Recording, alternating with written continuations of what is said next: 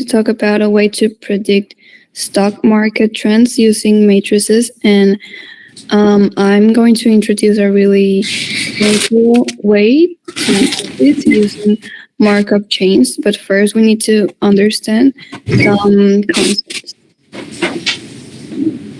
So, what is a bull market? A bull market is when a stock price have gone up to 20% or more from the previous low. A bear market is when stock prices fall for 20% or more and investors want to sell instead of buy. And a stagnant market is one where it stays roughly the same. So, well, after knowing that, we can go ahead and understand the concept of Markov chains. So, a Markov chain is a stochastic matrix, and the logic behind it is that you take some daily data or any period data on how the market changed from bull, bear, stagnant, or it returns to itself. And these changes are called states. And then we can calculate the probabilities of transition for one state to another. And well, it is very important to notice that it only depends on the current state and it doesn't depend on previous states. So this is a diagram showing the probability of each market trend for a period of time of a week.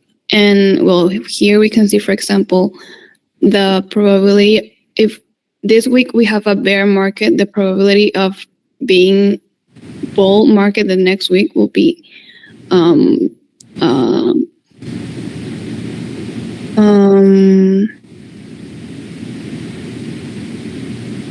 yeah, so here you can see the probabilities.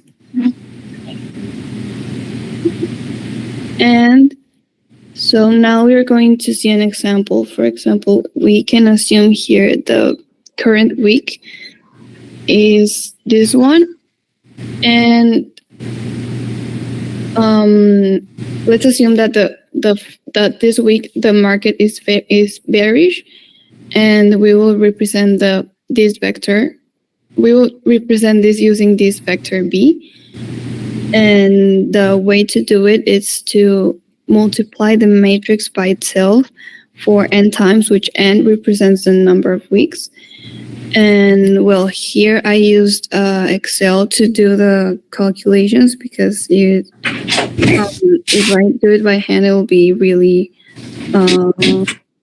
time consuming. So after obtaining the result, we know that in 10 weeks, the probability will still be a bear market. So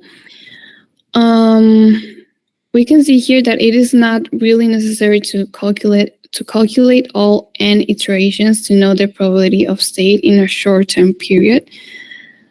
And because as we try to calculate for a longer term, the probability will start looking very similar. So while Markov chains will be a very useful tool for a short-term period, it might not be the best for the long run.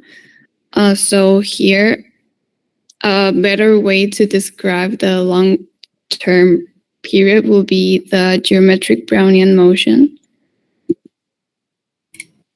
Okay, so geometric Brownian motion is called so because the outcomes of multiple simulations of GBM are log-normally distributed. While the Brownian motion provides the randomness in the process. And Brownian motion is something that is called a stochastic process, which is a model on how a variable evolves over time. And I think a great way to show what GBM is through looking at simulations. And these two here are simulations. And in options trading, GBM could be used to predict the direction of a stock. And the parameters that are involved are the drift coefficient, which is the mu, and it represents the rate average trend per growth. And it's responsible for the exponential growth over the T over time. And then there's also the volatility, which is the randomness for the next step. It's represented by sigma. It's responsible for the random fluctuations in the asset's price, which means that increasing this will increase the width of the yellow band, as you can see from the right side. And there's also another variable that does not have a value, but WT is, or DWT, as you can see from the left equation, from DST equals to mu ST dt plus sigma ST DWT. That's DWT is a wire process, which makes the outcomes of all the simulations look like a log normal distribution. And for the left graph, it basically displays an initial price of 100, volatility of 30%, drift coefficient of 10%, with 100 steps, which indicates that most of the time, the price will increase by 10%. And as you can see from both graphs, the price of the stock exponentially grows, but there still lies a risk to where the prices could end up way below the initial price. This is symbolic of the risk that investors assume before buying assets, even if the asset has a high chance of strong returns. Next slide, please.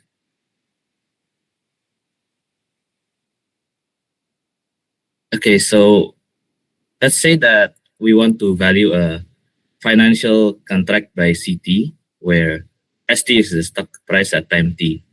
So first, we should do a Taylor expansion of this formula, which could be done by applying a small times dt. And this is very ideal, as in the next step, as you can see. You can remove the higher order terms via substitution from GBM formula and using Ito's lemma to eliminate some terms as dt is bigger than or equal to 0. And using the integral form of GBM and transforming the equation into the differential form will give us the generic Ito drift diffusion process, which is basically the DST equals to mu T dt plus sigma T dWt. And we can use this formula with the formula that we obtained before. And we can substitute it. And dt is eliminated as they converge to 0. And it leaves us with dWdt. Substituting everything gives us the equation, the third equation. And this step is important as it separates the DFST into a deterministic component in terms of dt and stochastic component in terms of dWt. And finally, by using the Ito-Dublin formula, it could obtain us the integral form. And it does look a little daunting, but basically the first value is the initial value.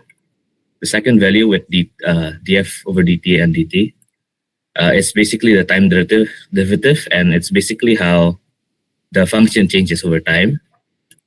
The third one with the mu t is the drift contribution and basically the effect of the deterministic drift of st on the function. The fourth one with the 0.5 and the sigma t squared is the diffusion contribution, and it's basically the effect of volatility or randomness on f. And finally, the last equation with the dWt is the stochastic term, and it's the random fluctuations on or noise in f. And this formula gives a complete description of how a function fst evolves over time, and it takes into account both the deterministic and stochastic parts of st. This form is better at defining st compared to using normal or deterministic processes, and this is also a foundation which leads to the Black-Scholes PDE and other stochastic processes. Next slide, please. But however, nowadays, GBM in practice is not very useful, as their unmodified form could only be used to assess risk. So basically problems with constant volatility, constant risk, free rate, and inability to keep up with newer algorithms or models, and etc. Because the stock market has a changing volatility. So a constant volatility is definitely a big downside. And also quantitative analysis has a relatively high entry point, and it's also very competitive, which is why GBM and Black-Scholes model is inadequate today, even though it is used a lot in the 1970s. So most of the people working and using these models are not actually expert traders, but people from physics, maths, or science in general. because they also have to deal with things like this with stochastic differential equations. So for an average person trading will also be a career option. Of course, quantitative analysis is out of the question. But however, there's also a technical analysis. It is also a common way for people to get into trading, which is why in this next section, we'll be using the stochastic oscillator. So, okay. Hold on.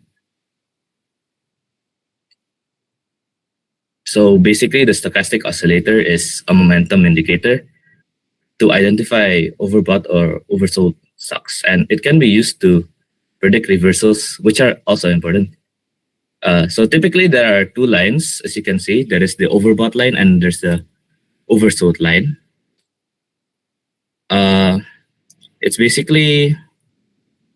It basically deems if the stock is overbought or oversold, and it could be used to indicate a sell or buy. So basically, if it's above 80, it's a high chance that it will go down because it's overbought, and vice versa for the below 20 mark. So there's also this crossover method, which I used here, and it's used when there are two lines, the %K and the %D line, where the blue line is the %K and the orange one is %D. And in an uptrend, the %K line is above the %D line. And once the %D crosses the %K, it signals a momentum loss. And that's a possible trend change might be coming from an uptrend to a downtrend. And as you can see, I've marked the reversals that was spotted in the chart. Next slide, please. So, of course, this method requires hours of analysis, and the stochastic oscillator by itself is not very accurate. And advanced traders will use trend lines, Fibonacci retracement, or other indicators such as the RSI. And in conclusion, while methods such as stochastic oscillators, the Black-Scholes model, and Markov chains offer valuable frameworks for analyzing and predicting market trends, financial markets are inherently dynamic and influenced by countless external factors, and no single method or algorithm can consistently guarantee accurate predictions. In conclusion, the future remains uncertain, especially in the ever-changing world of markets.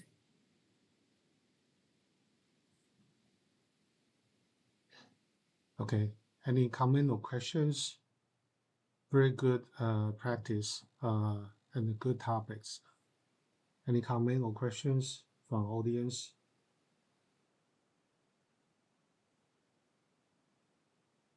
If no, let's move on to next speaker. You can use Chinese or English. OK，下一组是我们，这样有听到吗？有。那请洪晨月开一下。OK。OK。